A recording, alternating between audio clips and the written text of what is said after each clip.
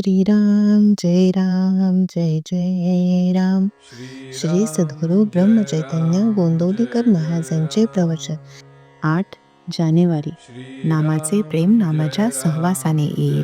नामाचे प्रेम येण्यासाठी आपल्या प्रेमळ आईकडेच बघा. मुलाला जरा ताप आला तरी आईच्या पोटात धस्स होते. अन्न गोड लागत नाही, झोप लागत नाही, अशा अनेक गोष्टी होतात. थोडक्यात म्हणजे तिला सर्व बाजूंनी अस्वस्थता उत्पन्न होते. नाम घेण्यात थोडा व्यत्यय आला तर आपली स्थिती तशी होते का? याचे उत्तर आपल्याला स्वतःकडूनच मिळण्यासारखे आहे. नाम घेणे हा माझा धर्म आहे. ते माझे आद्य कर्तव्य आहे. त्याच्याशिवाय जगणे म्हणजे मेल्यासारखेच आहे. नाम घेण्यात माझे आत्यंतिक हित आहे. किंबहुना मी नामाकरिता जन्माला आलो आणि तद्रूपच होऊन जाईन. इतक्या प्रज्वलित भावनेने नाम घेणे जरूर आहे. आणि मग प्रेम आले नाही ही गोष्ट शक्यच नाही. प्रेम येत नाही याचा अर्थच हा की आम्ही नाम खऱ्या आस्थेने घेत नाही. या सर्वांवर उपाय म्हणजे नाम घेण्याच्या निश्चयाने ते जसे येईल तसे घेत राहणे. तेच नाम आपल्याला एक एक पाऊल पुढे नेऊन ध्येय गाठून देईल. परिस्थिती चांगली आली म्हणजे नाम घेईल असे म्हणणारा मनुष्य नाम कधीच घेत नाही.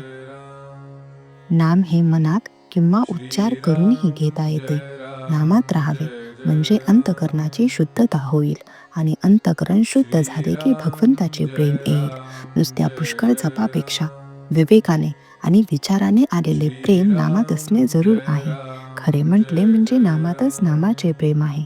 ताकात दोन्ही असतेच, फक्त ते वर दिसत नाही. पण ताक घुसळल्यावर जसे ते वर येते तसे भगवंताचे नाम आपण घेतले की त्याचे प्रेम आपोआप वर येते. साध्या शब्दांचा देखील आपल्या वृत्तीवर परिणाम होऊन तो भाव आपल्या मनात जागृत होतो. मग भगवंताच्या नामाने भगवंताचे प्रेम काय येणार नाही. आज तुम्हाला जेवढा वेळ रिकामा मिळतो तेवढा सगळा भगवंताच्या नामात घालवण्याचा प्रयत्न करा. पुष्कळ दिवस एका घरात राहिल्याने त्या घराविषयी आपल्याला प्रेम येते ना.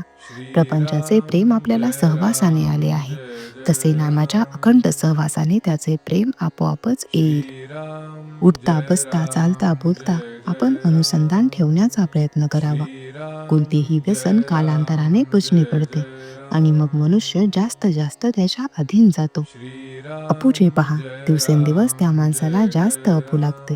त्याप्रमाणे भगवंताच्या चिंतनाचे आपल्याला व्यसन लागले पाहिजे. कोणतीही चांगली गोष्ट साधायला कठीण असणारच, पण अगदी थोड्या श्रमात पुष्कळ साधून देणारे नामासारखे दुसरे साधन नाही. म्हणून नेहमी मनाने नाम घेत असावे. नामाचे प्रेम यायला एक गुरूंना ते आवडते म्हणून घ्यावे किंवा दुसरे नामातच माझे कल्याण आहे या भावनेने घ्यावे.